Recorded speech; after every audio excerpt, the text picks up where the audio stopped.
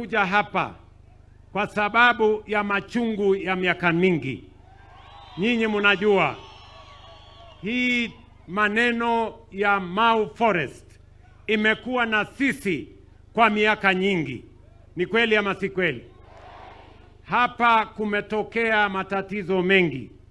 Wananchi wamefurushwa, wengine wamepoteza maisha yao, wengine wameishi kwenye mahema, caveat imekuweko, mambo ya mazingira imeharibika, lakini mimi niliwaambia ya kwamba nyinyi watu wa Narok County mnikinipatia nafasi ya kuongoza taifa letu la Kenya, haya mambo ya Mau nitayatatua. Wengine walikuwa wanazungumzia the Mau question. Mimi nikawaambia niko na the Mau answer. Na ndio sababu hiyo tumefanya mambo matano ili kusuluhisha changamoto ya Mau. Hii Mau ilifanyiwa siasa miaka nyingi. Ni kweli ama si kweli?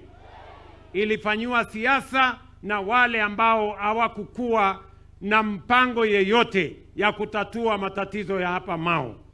Lakini mimi niliwaeleza ya kwamba hii maneno ya Mau nitakomesha siasa ambayo inatumika katika maneno ya Mau. Mambo matano tumeyafanya.